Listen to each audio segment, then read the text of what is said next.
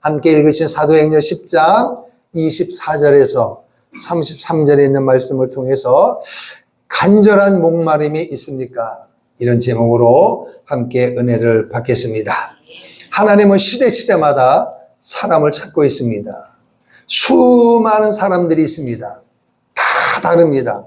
생각이 다르고 가치관이 다르고 경험이 다르고 다 다릅니다. 그 많은 사람 중에서 만약에 여러분과 제가 사람을 뽑는다면 많이 아는 사람, 똑똑한 사람, 그런 사람을 뽑을 것입니다.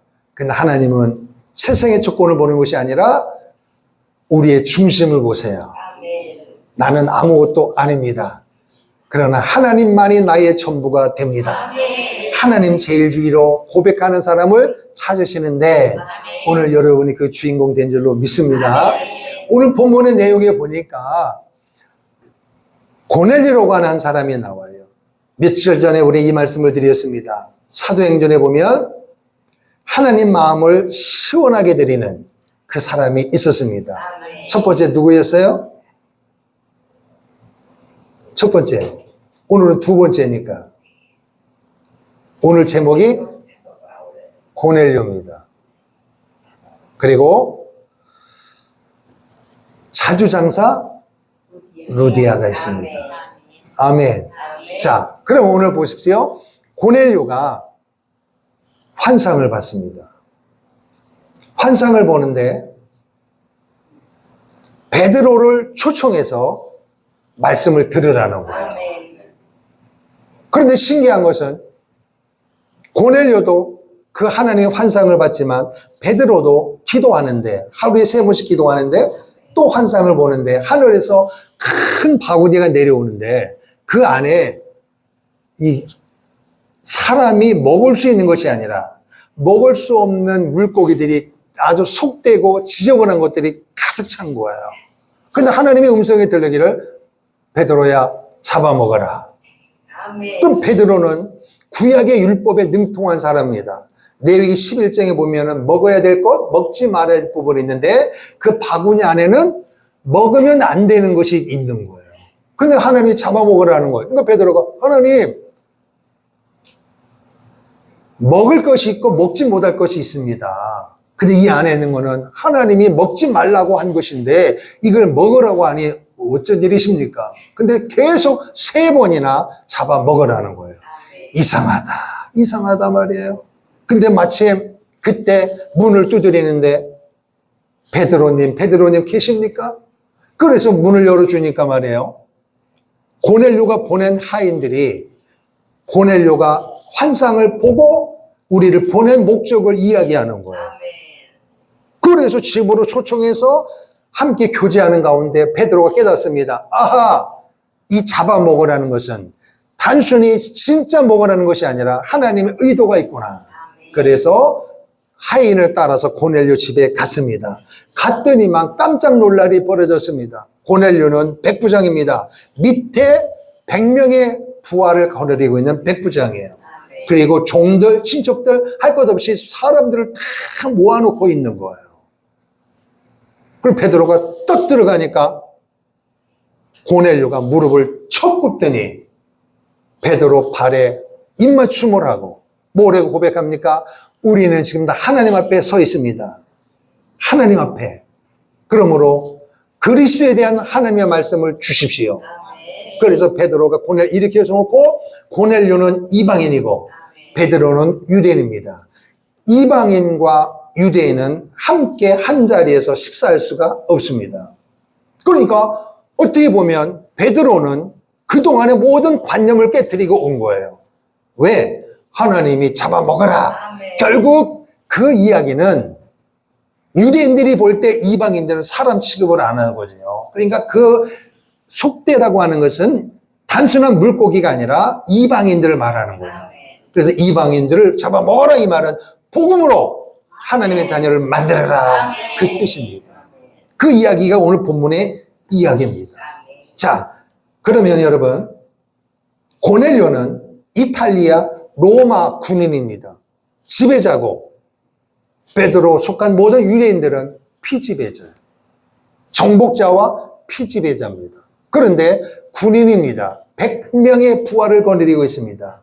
로마 군인입니다. 그러면 여러분, 지배하는 입장에서는 고정적으로 뭘 가지고 있어요? 거만함이 있는 거예요. 교만함이 있는 거예요. 유대인들 아무리 율법에 능해도 너희들은 아무것도 아니야. 뭐 하나님을 열심히 믿는다고 해도 우리가 지배하는 거야. 너희는 피지배자란 말이에요. 교만이 하늘을 찌르는 거예요. 그런데 성경에 보니까 전혀 다르게 표현하고 있습니다. 그런 권세가 있을 법하고 교만할 법이 있는데도 불구하고 고넬료를 성경은 뭐라고 이야기하느냐? 그가 경건하여 이렇게 되어 있습니다. 경건하다는 거예요. 그 한마디로 말하면 고넬료는 교만한 사람이 아니라 겸손한 사람이었습니다. 여러분, 어거스틴이라고 하는 사람이 있습니다. 제자들이 물었습니다. 스승님, 사람이 살아가는 데 있어서 필요한 통목 첫 번째가 뭡니까? 그랬더니 그래? 사람이 살아가면서 제일 가져야 될 첫째 덕목이 뭐냐? 겸손이다. 제자들이 물었습니다. 그러면 두 번째는요? 두 번째도 겸손이다. 그럼 세 번째는요? 세 번째도 겸손이다. 이렇게 얘기하는 거예요. 하나님은 교만한 자를 쓰시지 않습니다. 교만이라고 하는 것이 많이 알고 권세가 있고 돈은 있고 그걸 말하는 게 아니에요. 한마디로 말하면 예수 그리스도를 믿지 않는 것이 교만의 극치인 것입니다. 더 나아가서 예수를 믿는다고 하면서도 예수님 앞에 정확하게 질서가 들어가지 아니하고 예수님에게 내가 붙는 것이 아니라 내가 필요할 때마다 예수님을 끌어쓰는 일수 쓰듯이 그렇게 신앙생활하는 것이 영적 교만입니다.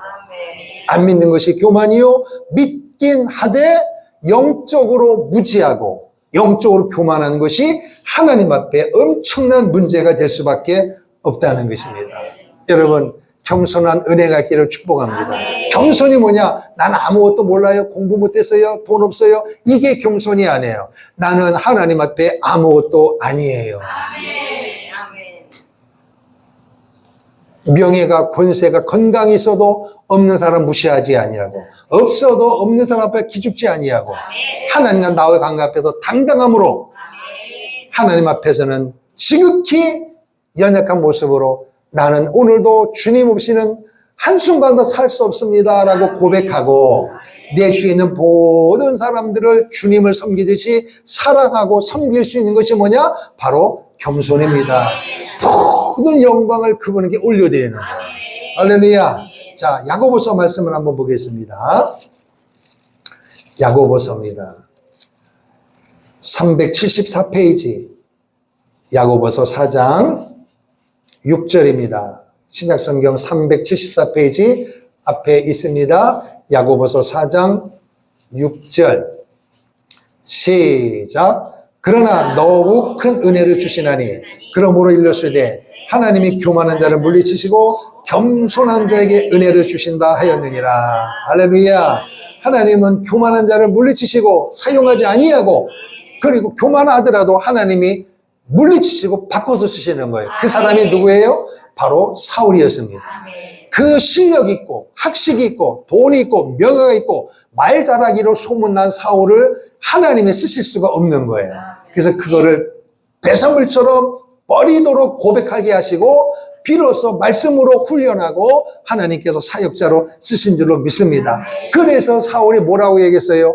나는 죄인 중에 괴수다. 세상에 무슨 죄를 지은 것이 아니라 예수를 알기 전에는 내가 최고인 줄 아는데 예수 믿고 보니까 나는 아무것도 아니구나. 할렐루야. 그래서 사람들을 섬기고 복음을 증거하면서도 그 사람들이 모른다, 무식하다, 연약하다, 책망하지 아니하고 그리스도를 사랑하는 마음으로 섬기고 복음을 증거해서 예수 그리스도의 제자로 만든 줄로 믿습니다.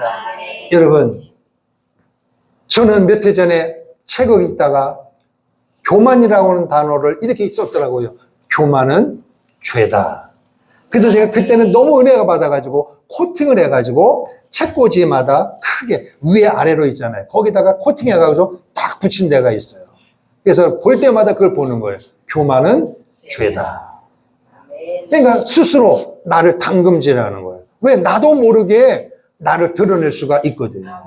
조금 안다, 조금 됐다 싶으면은 사람은 자기를 드러내고 싶고 남들이 인정해 주기를 원하는 기본 심리가 있단 말이에요. 그게 뭐예요?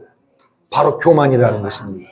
나타난 것도 교만이고 속에서 그 마음가짐도 교만이기 때문에 한마디로 말하면 나는 주님 없이 살 수 없는 존재입니다.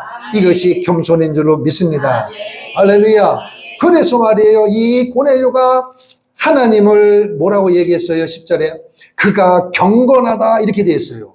로마 군인이면 권세자입니다. 정복자입니다. 교만할 수 있습니다. 우월감으로 가득 찰 수가 있어요. 그런데 고넬료를 뭐라고 교복하느냐?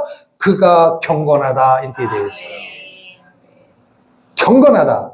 그러면 경건한 것이 뭐냐? 그 뒤에 세 가지가 나와요. 그가 경건하여 온 집안과 더불어 하나님을 따릅시다. 하나님을 경외했다. 그러니까 경건의 특징이 뭐냐? 하나님을 경외하고 백성을 구제하고 그리고 하나님께 항상 기도했다. 그냥 기도한 게 아니라 항상 기도했다는 거예요. 여러분 오늘 우리 주위에 보세요. 조금 안다, 조금 가졌다 싶으면은 그거를 자랑하고 싶어갖고 안달이 나고 아들 잘 돼보세요, 딸 잘 돼보세요, 사위 잘 돼보세요. 가만히 있지를 못해요. 하나님이 도우셨습니다가 아니라 우리 아들이 우리 딸이 이래가지고 자랑하기 정신이 없어요. 핵심이 빠졌단 말이에요. 핵심이. 하지 말라는 게 아니라 그럴지라도 그건 뒤로 놓고 하나님의 은혜로 이렇게 얘기해야 하나님이 영광을 받으시는 거예요. 그런데 그게 그냥 되는 게 아니에요. 뭐라고 얘기했어요? 경건하다 그랬어요. 경건하다. 여러분 오늘 이 시대는 왜 오늘 우리 대한민국이 교회가 이렇게 어려움이 되느냐? 예수 믿는 사람 많습니다. 교회가 화려합니다. 믿는 자가 많습니다. 그런데 문제는 뭐냐? 모든 사람들이 볼 때는 교회 사이즈, 사람, 겉을 보고 판단하는 거예요. 그런데 하나님 뭐라고 말씀하세요? 경건의 능력을 보십니다. 경건의 모양은 있는데 모양, 치장하고 꾸미고 환경, 교회를 이런 부분은 너무 잘 돼 있는데 그 모든 것들이 왜 필요한 겁니까? 하나님을 예배하고 여기 때문에 필요한 것인데 본질은 빼놓고 외모를 키우는데 너무 혈안이 되어 있다는 것입니다. 경건의 모양은 있으나 경건의 능력을 부인하는 자여. 할렐루야. 여기서 돌아서라는 거예요. 자, 디모데후서 한번 볼까요? 자, 디모데후서 말씀 몇 군데 찾아볼 거니까요. 디모데후서 3장 5절. 디모데후서, 자, 늦게 찾으신 분들은 앞에 있으니까 보시면 돼요. 디모데후서 몇 장이요? 3장 5절. 344페이지 시작. 경건의 모양은 있으나 경건의 능력은 부인하니 이 같은 자들에게서 내가 돌아서라. 이렇게 되어 있어요. 경건의 모양은 있으나 경건의 능력. 다시 말하면 고넬료가 지배자고 권세가 보통 사람은 권세가 있고 우월감에 빠져 있는데 교만하기 짝이 없는데 고넬료는 그런 사람이 아니더라는 거예요. 경건했다는 거예요. 그럼 경건이 말이 어렵잖아요. 그럼 경건의 구체적인 내용이 뭐냐? 첫째는 하나님을 경외하고 백성을 구제하고 그리고 항상 기도했다 이것입니다. 그럼 여러분 보세요.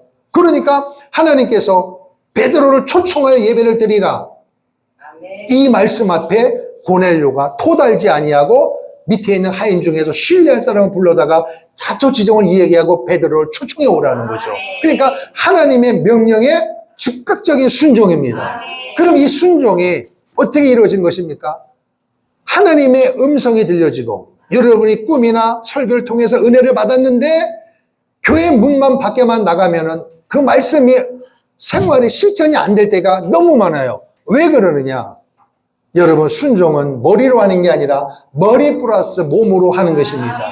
근데 이것이 안다고 되는 게 아니라 평상시에 내가 훈련이 되어 있어야 돼요. 그게 바로 경건입니다. 아니 나 교회 다니고 직분 있는데 왜 안 될까요? 그게 바로 뭐냐? 경건의 모양만 있고 경건의 능력이 없기 때문에 듣긴 들었는데도 그냥 잊어버리는 거예요.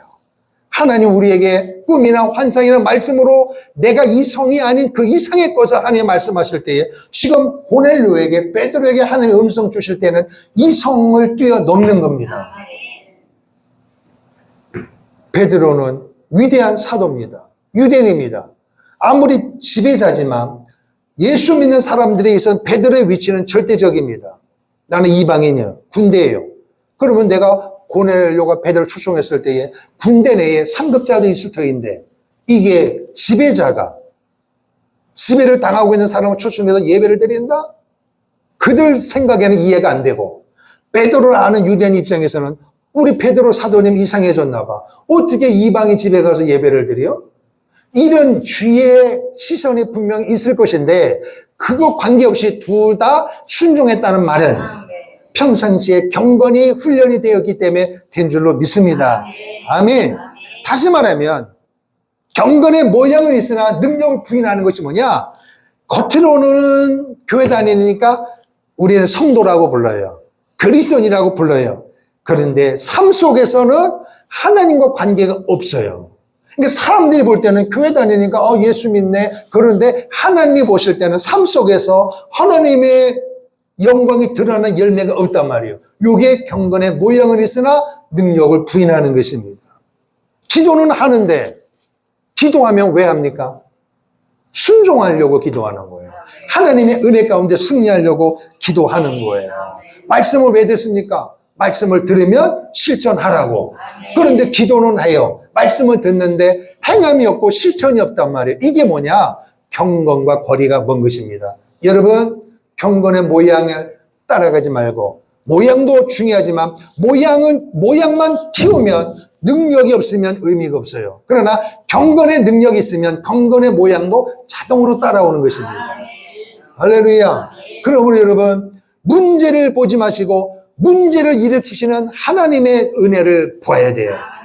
우리의 기도는 문제를 기도하는 게 아니라 문제 생길 때마다 하나님과의 관계가 문제가 있음을 발견하고 하나님과 관계를 기도하면 하나님 문제를 해결하실 줄로 믿습니다.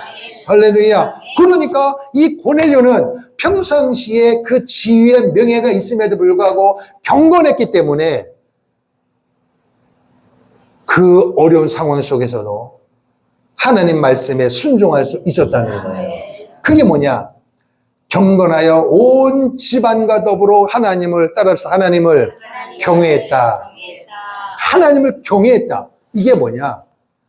여러분, 단어가 좀 어렵잖아요. 그래서 신앙이 약한 분들을 위하여 이렇게 풀어 쓴 성경이 있어요. 거기에는 뭐라고 되어 있느냐?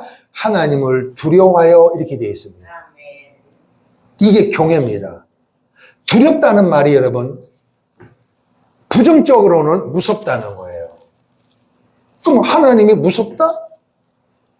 근데 어떻게 베드로를 추천할 수 있어요? 여기서 두렵다는 말은요, 우리가 일반적으로 생각하는 무섭다 그런 개념이 아니라 하나님을 사랑하면 하나님을 두려워하는 거예요. 왜? 하나님을 사람들이 너무 우습게 여겨요. 그러니까 하나님은 경외를 못하는 거예요. 하나님이 어떤 분인지 알면 하나님을 사랑할 수 있고, 그러면 당연히 하나님을 두려워할 수 있는 거예요. 여러분, 교회 앞에도 있고, 여러분, 우리 건물에 들어가면 CCTV 있죠? CCTV가 있으면 건물 들어갈 때 마음이 편해요? 불안해요? 그렇죠. 내가 뭐 훔치고 총 도고 돈 내놔, 돈 담아, 이거 할 건 아닌데도, 아니, 내 돈 가지고 내 몸으로 가는데도 괜히 CCTV 보면 기분이 편찮지, 좋지가 않아요. 왜? 의식하는 거예요. 이해되시죠? 그런데 우리는 정상적으로 가면은 정상적인 생각과 가치관을 가지고 가면 CCTV 있어도 아무 문제 없어요. 왜? 나는 당당하니까. 그런데 요만큼이라도 나쁜 마음을 가지고 온 사람이 들어가면은 두리번 하는 거. 왜? 뭘 보는 거예요? CCTV 있나 없나 본다고요. 근데 우리는 상관이 없어. 왜? 당당하니까. 같은 원리예요. 하나님을 사랑해 보세요. 그러면 하나님이 죄를 얼마나 미워하시는지, 민족을 얼마나 사랑하고, 교회를 얼마나 사랑하고, 나를 얼마나 사랑한지를 알기 때문에 하나님을 두려워하기 때문에 함부로 말할 수 없고 함부로 행동할 수 없게 되어지는 거예요. 왜? 세상의 CCTV는 여러분 인식하면서 왜 하나님의 CCTV를 인식하지 못합니까? 뭐가 더 무섭습니까, 여러분? 그렇죠. 세상의 CCTV는요, 좀 지나면 다 끝나. 그죠? 계속 업그레이드 되니까 말이에요. 그럼 하나님의 CCTV는요, 잊어버리지 않으십니다. 하나님의 CCTV에 딱 걸려서 복 받을 일을 하면 하나님은 반드시 그대로 행하실 것입니다. 여러분, 하나님의 CCTV가 있는 걸 믿으십니까? 그분은 졸지도 아니하시고 주무시도 아니하시고 일거수일투족을 우리를 보고 계신단 말이에요. 할렐루야. 그게 바로 경외라는 거예요. 경외. 하나님을 사랑하면요, 하나님을 두려워합니다. 무서운 존재가 아니라 함부로 행동할 수가 없다는 것입니다. 바로 고넬료가 그런 사람이었다는 거예요. 이야, 로마의 권세를 가지고 있는데도 하나님을 두려워하는 거예요. 그러니 일반적인 로마 군인과는 전혀 다른 인생을 살았다는 거예요. 뿐만 아니라 뭐에 따라서요? 백성들을 구제했다는 거예요. 많아서 하는 게 아니에요. 남아서 하는 게 아니에요. 경건했기 때문에 하는 것입니다. 여러분, 경건의 능력입니다. 경건의 포인트예요. 하나님을 우리가 사랑하고 하나님 관계가 경건해지는데 우리는 자꾸 변두리 것을 이거 해결해주면 요거 해주면 아니에요. 그리하지 아니할지라도 우리는 경건한 삶을 살 수 있는 거예요. 왜? 내가 하는 것이 아니라 하나님이 하시기 때문이에요. 여러분의 실력을 가지고 하나님의 일을 할 수 있습니까? 아니에요. 나는 아무것도 아니에요. 이렇게 고백하는 사람을 하나님은 들어서 쓰시는 거예요. 왜? 하나님은 모든 것을 가지고 계신 분이니까 말이에요. 할렐루야. 그리고 핵심이 있습니다. 뭘 했느냐? 항상 기도했다 그랬어요. 유대인들은요, 하루에 3번씩 기도를 했어요. 3시, 6시, 9시. 그럼 3시면 오늘날로 6시간을 도하면 돼요. 그러면 오전 9시, 6시는 정오, 9시는 오후 3시예요. 그런데 이 고넬료가 이 기도를 하고 있는 거예요. 로마 사람이, 이방인이. 왜 그래요? 하나님을 알았기 때문입니다. 그러니까 여러분, 나는 뭐 때문에 기도 못해요? 뭐 때문에 왜 못해요? 그거는 안 되는 거예요. 왜? 지금 이방인이 이렇게 하고 있는 거예요. 이방인이. 하나님을 두려워하고 하나님을 사랑하고 하나님 앞에 경건의 능력을 가지고 살았던 고넬료입니다. 그래서 그것이 하나님의 뜻이기 때문에 하나님께서 베드로를 시몬을 초청해서 말씀을 들어라. 그럴 때 이 고넬료는 자기 생각, 나는 이방인이고 베드로 사도는 위대한 유대인 지도자인데 이게 됩니까? 이거 아니야. 이게 아니고 바로 순종한 줄로 믿습니다. 이게 바로 고넬료의 신앙이었다는 거예요. 그러니까 겸손한 거예요. 겸손한 거예요. 하나님의 명령이면 무조건 순종하는 거예요. 여러분, 아주 신앙, 여러분 제가 늘 얘기했지만 인생을 살아가면서 제일 쉬운 게 뭐냐? 예수 믿는 것입니다. 어떤 사람은 예수 믿는 게 어렵다고 하는데, 신앙생활 어렵다고 하는데 왜 어려우냐? 자기 생각대로 예수를 믿어서 그래요. 자기 생각대로 신앙생활을 해서 그래요. 말씀대로 예수 믿고 말씀대로 신앙생활하면 그렇게 편할 수가 없어요. 하라면 하면 돼요. 하지 말라면 안 하면 돼요.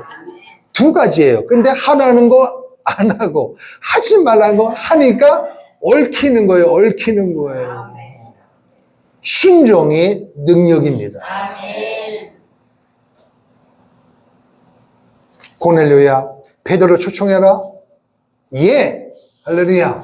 바로 하인들을 불러다가 자기가 경험한 거를 이야기하고 베드로에게 보내잖아요. 얼마나 멋있습니까, 여러분? 그래서 그럼 오늘 여러분이 신앙생활 할 때 나는 그러면 하나님이 음성 주시면 그렇죠. 하나님이 음성 주실 수 있어요. 그런데 그 빈도수는 미약하니 여러분이 늘상 읽고 들을 수 있는 게 뭐예요? 성경입니다. 성경. 그리고 이 성경을 설교하는 자가 목사니 성경을 읽고, 따라합시다. 성경이 가르쳐주고 목사가 가르쳐주면 그대로 하는 게 뭐예요? 그게 순종이에요. 아멘. 그대로 하면 돼, 그대로. 할렐루야. 그래서 고넬료가 이제 하인을 보냈습니다. 그런데 문제는 뭐냐? 오늘 우리 주에 보면 이렇게 목사님한테 그랬대잖아요. 목사님, 하나님이 저를 보냈습니다. 가면 1억을 도와준다 그랬습니다. 그래서 찾아왔어요. 그럼 여러분, 하나님의 응답은 목사님에게 만약에 이제 집사님이 찾아가서 목사님, 하나님이 목사님 찾아가면 1억 준다 그랬어요. 저 확답받고 왔습니다. 그럼 목사님이 1억이 만약에 있다 쳐도 그것을 주실 때는 목사님에 대한 응답이 와야 돼, 안 와야 돼요? 와야죠. 그래서 목사님이, 이걸 어떻게 할까? 이거 안 주면 시험 들 것이고. 그래서 기도하다가, 그래요, 지사님. 그럴 수 있어요. 근데 저한테는 아직 응답이 없네요. 응답이 올 때까지 기다리세요. 그래서 아직까지 응답이 안 왔대요. 그러니까 고넬료에는 그 응답이 왔단 말이에요. 보냈습니다. 문제는 뭐예요? 베드로 와야 될 거 아니에요. 근데 베드로도 기도하려고 하니까 하루에 3번씩 기도하는데 바구니가 내려오면서 그 더러운 속된 음식을 먹으라는 거예요. 이야, 이게 도대체 이게 무슨 이야기인가 말이에요. 그랬는데도 신기한 것은 내가 깨끗하다면 되는 거지. 여러분, 여러분의 생각으로 말씀을 엎었다, 뒤집었다 하면 안 돼요. 말씀이 하라면 하면 되고, 하지 말라면 안 하면 됩니다. 그러니까 지금 베드로도 보세요.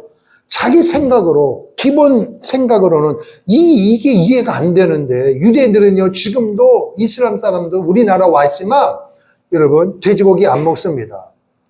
소고기 사도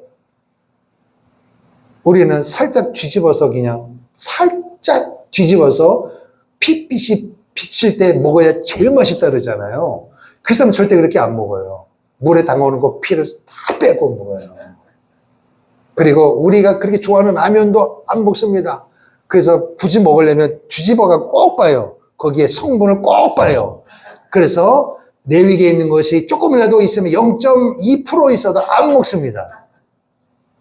지금도 그래요, 지금도. 그러니 이 베드로는 그 당시에 어떻게 했습니까, 여러분? 못 먹는 거 아닙니까? 하나님 뭐라 그래요? 내가 깨끗하면 되는 거지. 뭔 말이 많아. 먹어! 해가지고, 아멘! 했단 말이에요. 그런데 참 하나님이 그때 똑똑똑. 참 하나님의 타이밍이 정확합니다. 좀 지나면 또 베드로가 또 이제 이 율법 따지고 그럴 것 같으니까 그래서 사람을 만났습니다. 고넬료가 보낸 하인을 만나서 아하, 잡아먹으라는 것이 단순한 음식이 아니라 저 이방인을 복음으로 잡아먹으라는 거구나. 할렐루야. 그 말씀을 믿고 따라갔습니다. 드디어 고넬료 이방인과 베드로 유대인 간의 만남이 성사되어지는 거예요. 역사적인 만남입니다. 그래도 놀라운 일은 수많은 사람이 집안에 몰려 있는 거예요. 그러니까 고넬료가 하인을 보내고 나서 고넬료가 뭐라 그랬어요? 온 집안 사람과 더불어 평회했다 그랬잖아요. 그러니까 본인만 하나님의 자녀 말씀대로 깨닫는 게 아니라 만나는 사람마다 예수를 말했던 거예요. 하나님에 대해서 말을 한 거예요. 그래서 사람들을 다 불러 모았어요. 그럼 여기서 중요한 게 있습니다. 온 사람들이 백부장이에요. 주인입니다. 그러면 여러분, 내가 사장이면, 야, 오늘 교회 가자. 그러면 오늘날 그 밑에 있는 부하 직원들 다 교회 올까요? 오는 경우가 있어요. 오는 경우는 뭐냐?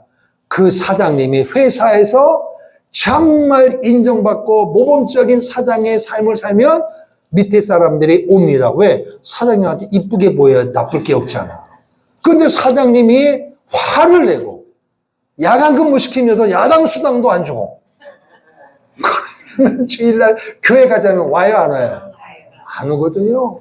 그런데 또 사장이 마실 거 먹을 거 다 먹으면서 김 부장, 김 대리, 교회 가. 안 가면 알지? 그러면은 안 갈 수는 없지만 따라오면서 기쁘겠어, 욕하겠어요.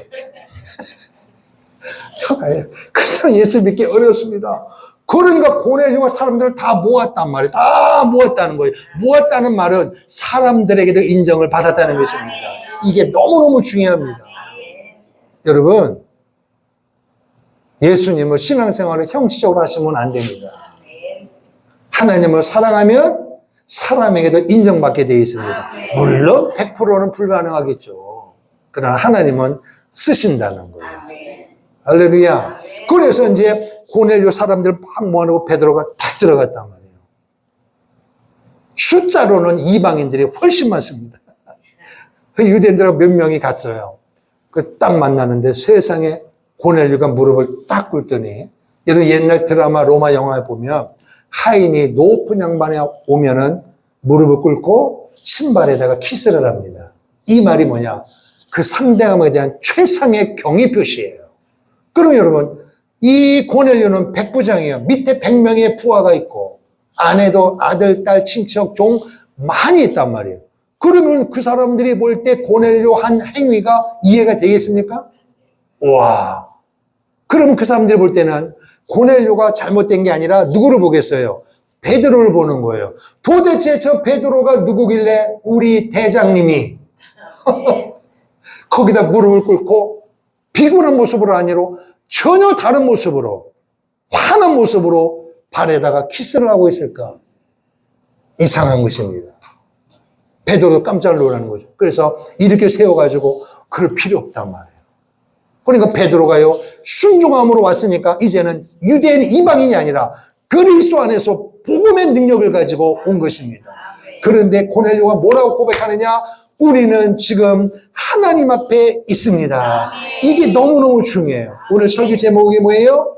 목마름이 있습니까? 그러니까 고넬료가 하나님을 경외하고 경건하지만 예수 그리스도에 대한 깊이 있는 말씀을 듣고 싶은데 이걸 모르는 거예요. 그러니까 그런 목마름이 있으니까 하나님은 그에게 환상을 보여주시고 그 베드로를 초청해서 말씀을 들으라 하고, 베드로에게는 그 고넬료 한 사람이 예수로 말씀의 깊이가 심어지면 그 한 사람이지만 그 한 사람의 파급력은 대단해서, 그래서 하나님께서 베드로를 가라는 거예요. 잡아 먹으라는 거예요. 아멘. 그래서 오늘 여러분 엎드려 절했단 말이에요. 그래서 우리는 내가 목사인데, 내가 몇 대째 예수 믿는데, 내가 뭔데, 이런 외적인 걸 가지고 하나님 앞에 나와서 교회 앞에서 내어놓으면은 은혜 받기가 어렵습니다. 고넬료처럼 사람은 유대인 베드로지만 뭐라고 고백해요? 하나님 앞에 있습니다. 여러분이 이렇게 예배 현장에 오면 여러분 앞에 이런 환경을 보고 목사를 보지만 어떤 마음으로 가져야 되느냐? 하나님 앞에 있다는 마음으로 예배를 드려야 여러분의 목마름이 해결됩니다. 그게 바로 말씀을 듣는 자세의 첫 번째가 그것입니다. 하나님 앞에 있다는 마음으로 예배를 드려야, 말씀을 들어야 은혜 받습니다. 할렐루야. 자, 히브리서 말씀을 보겠습니다. 히브리서. 자, 히브리서입니다. 히브리서 10장. 히브리서 10장 25절. 히브리서 10장 25절 363페이지 앞에 있습니다. 시작. 모이기를 피하는 어떤 사람들의 습관과 같이 하지 말고 오직 권하여 그날이 가까움을 볼수록 더욱 그리하자. 이 말은 뭐냐? 주님이 다시 오시는데 세상의 풍선은 뭐냐? 예수님의 재림으로 오시면 그날이 가까울수록 예수 믿는다고 하는 사람들이 모이기를 더 소망한다, 모이기를 꺼려한다. 모이기를 꺼려한다는 말이에요. 그러니까 사람들이 그래요. 뭘 시간마다 예배 드냐? 이건 세상 풍속이고, 그렇게 하지 말고, 세상 사람들, 교회 다니는 사람 말 따라가지 말고, 주님이 재림하실 때가 가까울 줄로 믿고, 더 모이기를 힘쓰라. 할렐루야. 그래서 고넬료가 사람들을 다 모았다 그랬잖아요. 다 모았다는 거예요. 이 마음으로 2025년도 추수감사절 준비하기를 축복합니다. 모이는 거예요. 할렐루야. 이 말은 뭐예요? 말씀을 들을 때는요, 사모함이 있어야 돼요. 은혜를 받고자 하는 마음. 그럼 여기에는 고넬료가 체면 따지고 염치 따지고 권세 따지면 사람을 모을 수 있겠어요? 골방에다가 혼자 1대1로 베드로를 초청하는데 뭐가 문제가 되겠습니까? 그런데 지금 고넬료는 어때요? 하나님 앞에 있다 그랬잖아요. 이 말은 거기 있는 사람들은 고넬료의 행동을 보고 깜짝 놀란 거예요. 권세가 있고 명예가 있는데 여러분 외적으로 봐도 백부장이면 옷이 얼마나 멋있겠어요. 베드로는 옷을 입었는데 고넬료 옷과 비교가 되겠습니까? 게임이 안 되는 거예요. 그런데 거기다 무릎을 꿇었다. 그러면 고넬료가 어떤 마음이 있다는 거예요? 염치 체면 다 내려놓고 어디 앞에? 하나님 앞에. 할렐루야. 여러분 군대 갔다 온 사람들이 남자들이 하는 말이 있어요. 계급장 뛰자. 계급장 뛰고 그냥 순수하게 얘기하자. 터놓고 얘기하자 말이에요. 하나님 앞에 뭐가 이렇게 중요합니까 여러분? 뭐가 세상적인 명예 권세야 뭐가 대단합니까 여러분? 하나님보다 높아요? 하나님의 권위보다 뛰어나요? 아니에요. 게임이 될 수가 없단 말이에요. 그래 여러분 세상 것 아무리 여러분 가져도 남들이 없는 것을 다 가졌다 해도 하나님 앞에는 아무 의미가 없어요. 그것 때문에 은혜 못 받아요. 그 명예 권세 때문에 교회 와서도 목에다 힘주고 대접받으려고 하고 은혜 받을 생각을 안 하고 경청만 해요. 경청. 몇 분 하시나 보자. 얼마나 소리 지르나 보자. 높고 낮음을 체크하고 뭘 적긴 적는데 은혜 받는 게 아니라 나중에 봤더니 돈 받을 거 계산하고 또 말씀을 듣는데 어떤 양반은 갑자기 숫자가 떠올라서 로또 번호를 적기도 하고 주고받을 그걸 적고 있으니 이게 은혜 받는 자세입니까 여러분? 염치 체면 다 내려놓고 여러분의 경험도 다 내려놓고 어린아이처럼 겸손함으로 말씀을 들을 때는 아멘 아멘 하셔야 돼요. 다리를 꼰다든지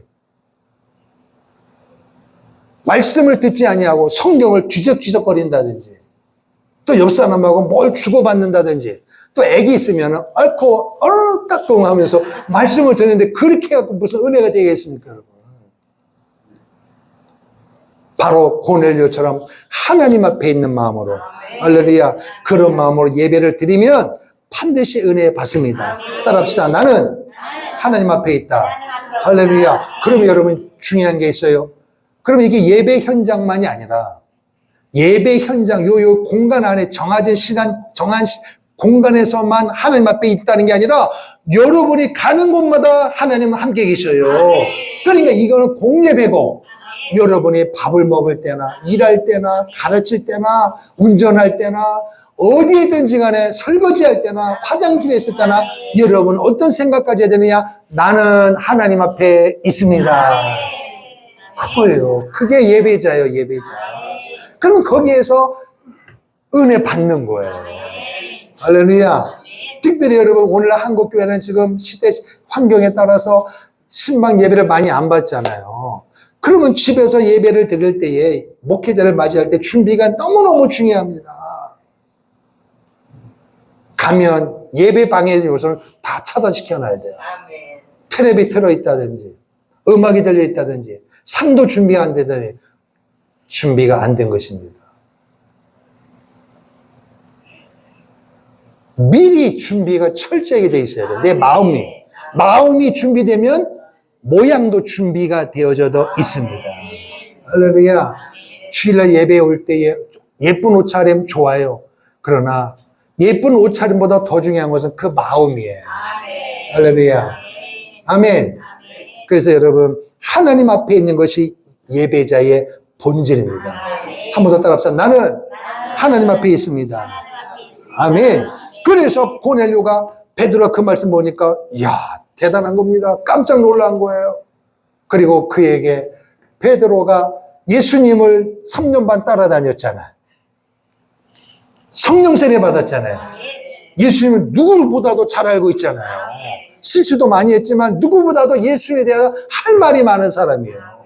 그러니까 그분은 성령으로 잉태하셨고 하나님이시지만은 인간의 몸으로 이 땅에 오신 성육신 사건을 예수님의 오심을 설명하고, 그리고 그분이 오셨지만은 그분은 하나님이십니다. 그분은 우리를 위하여 고난받으시고 십자가에 못 박혀 죽으시고 모든 사람을 살다 죽지만 주님만 죽음의 권세를 깨뜨리시고 3일 만에 부활하셨습니다. 이것을 설명하니까 고넬료의 눈이 반짝반짝반짝 뜨는 거예요. 막 마음이 막 폭풍처럼 막 오열이 감당할 수 없는. 아멘. 아멘. 할렐루야. 우리는 예수님 이 땅에 오심과 고난과 죽으심, 부활을 얼마나 들었습니까? 헤아릴 수가 없어요. 너무 많이 듣다 보니까 감격은 고사하고 껌뻑. 여러분, 옛날에 300번 들었어도 오늘 처음 들은 것처럼 주님이 이 땅으로 성령으로 잉태하셨습니다. 그러면 아멘 해야 되는 거예요. 예수님이 우리를 위하여 고난받으셨습니다. 죽으셨습니다.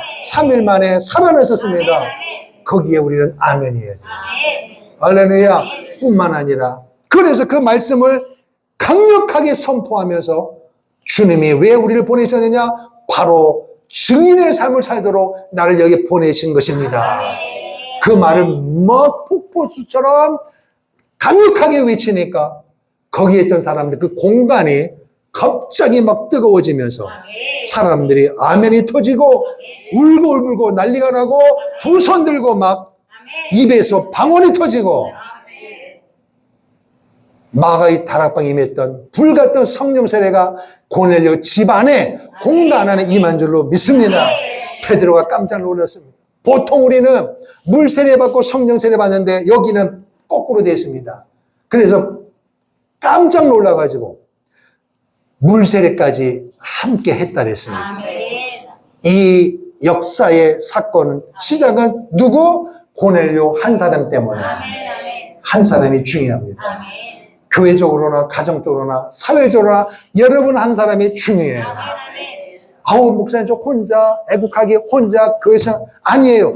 여러분과 내가 준비되어 있고 여러분 내가 성령 충만하면 하나님은 분명히 일하실 줄로 믿습니다. 성령 세례가 임했다는 거예요. 그래서 여러분 우리는 어떤 목마름이 있어야 되느냐? 말씀을 듣는 예배하는 목마름이 있어야 되고, 할렐루야. 두 번째는 뭐냐? 복음을 증거하기를 원하는 증인의 삶에 대한 목마름이 있어야 돼요. 왜 하나님께서 오늘 여러분들을 하나님이 안 데려가십니까? 이 힘든 세상에 내버려 두지 말고 그 죽음도 고통도 어려움도 없는 천국에 데려가면 너무 좋은데 왜 하나님은 이 어려운 시대에 우리를 내버려 두셨습니까? 여러 가지 이유가 있지만 그 중에 하나는 뭐냐?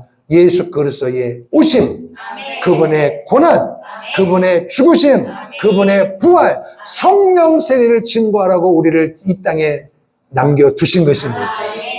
그 목마름이 있어야 돼요. 그리고 이 모든 것을 가능케 하는 세 번째, 첫 번째는 말씀을 듣는 예배의 목마름, 두 번째는 증인의 목마름, 세 번째는 성령 세례의 목마름이 있어야 돼요. 할렐루야. 본문에 있는 고넬료는 말씀을 듣고 싶은 목마름 하나만 있었는데도 하나님께서 선물을 주셨다는 거예요. 이 모든 바탕이 경건이에요. 경건. 할렐루야. 자, 결론입니다. 고넬료는 이방인이라 했습니다. 베드로는 유대인입니다. 함께 앉아서 식사할 수가 없습니다. 그럼 여러분, 고넬료는 지식이 있는 사람이에요. 그러면 우리 생각에는 고넬료에게는 베드로가 올 게 아니라 누가 와야 돼요? 바울이 와야 돼요. 왜? 고넬료가 지식 있고 명예 있고 거만할 수가 있으니까 그보다 더 높은 누가 와야 돼? 바울이 와서 야코를 팍 죽여야 되거든. 그런데 하나님은 어부 출신, 말을 조리 있게 못하고 화만 낼 줄 아는 욱하는 이야 베드로 보내는 거예요. 그러면 베드로가 가가지고 고넬료가 백부장이네 기죽을 수 있잖아요. 사람 많이 모였네. 야, 이 양반 대단하네. 그럼 베드로가 거기서 위축돼가지고 말을 버벅버벅거리고 예예예예 이래 버리면 뭐가 되겠습니까? 그런데 세상에 베드로가 성령 충만하여 예수를 증거하니까. 아멘. 그럼 왜 하나님은 이방인에게, 같은 이방인은 바울을 보내지 아니하고 유대를 보냈을까? 이것입니다. 만약에 베드로를 보내지 않고 이방인을 보내면 그 이방인이었던 누굽니까? 유대인인, 누굽니까? 바울을 보냈더라면 바울이 자기가 가지고 있는 지식, 율법, 권세, 이거 가지고 말장난할 거, 토론할 거 아니에요. 그럼 끝이 없는 거예요. 그런데 베드로를 보냈다는 말은, 와, 내가 저분보다 모든 것이 부족하지만 내게는 뭐가 있어요? 하나님의 능력이 있잖아. 성령의 능력이 있잖아. 그러니까 나머지는 다 나는 못해요, 말 못해요, 이거 의지하지 말고 하나님의 능력을 의지하고 증거하는 거예요. 이게 하나님의 방법이에요. 그래서 바울은 반대로 전 세계에 흩어져가지고 그거를 증거하면 안 되니까 못 알아듣잖아요. 예수를 모르는 사람들에게 자기가 있는 철학, 지식, 헬라어 그걸 가지고 설득해. 내가 이만큼 배웠어, 내가 이만큼 똑똑해, 알았지 이렇게 이해해가지고 예수 믿게 할 수가 없잖아요. 그러니까 바울도 자기가 가지고 있던 지식, 철학 이걸 다 내려놓고 다메섹 도상에서 만났던 예수만을 증거하게 하는 거예요. 이게 바로 하나님의 방법이었던 것입니다. 내 실력, 내 경험이 아니라 따라합시다. 오직 성령으로 전하게 했더니 베드로를 통하여, 고넬료를 통하여 이방인들에게 복음을 증거하는 역사를 일으키시고 루디아를 만남으로 말미암아 유럽에 복음을 증거하게 하는 하나님의 역사가 있었더라 이것입니다. 그럼 오늘 우리는 어떻게 해야 되느냐?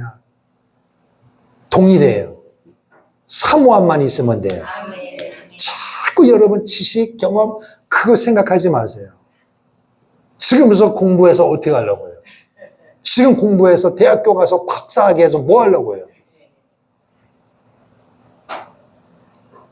여러분, 예수가 핵심입니다. 예수가 답입니다. 아멘. 자, 말씀 하나 보고 이제 기도하겠습니다. 시편 107편입니다. 시편 107편 9절. 구약성경 882쪽입니다. 시편 107편 9절. 이런 마음을 가지고 우리가 하나님 앞에 예배하고 인생을 살아가기를 축복합니다. 시편 107편 9절 시작. 그가 사모하는 영혼에게 만족을 주시며 줄인 영혼에게 좋은 것으로 채워주심이로다. 아멘. 사모하다, 줄이다. 하나님의 은혜, 하나님의 은사, 하나님의 축복에 대해서 사모하고 줄이란 말은 채워달라는 거예요. 이 마음을 가지고 우리가 살아가면 반드시 여러분 개인적으로, 가정적, 교회적, 국가적으로도 하나님께서 역사하실 줄로 믿습니다. 내 실력으로 하는 게 아니에요. 하나님의 능력으로. 예수의 이름으로 하는 것입니다. 예수의 이름, 하나님의 능력을 사용하는 데 있어서는 아무 조건이 필요 없어요. 하나입니다. 사모하면 돼요. 사모하는 여러분 되기를 주의 이름으로 축원합니다. 축원합니다.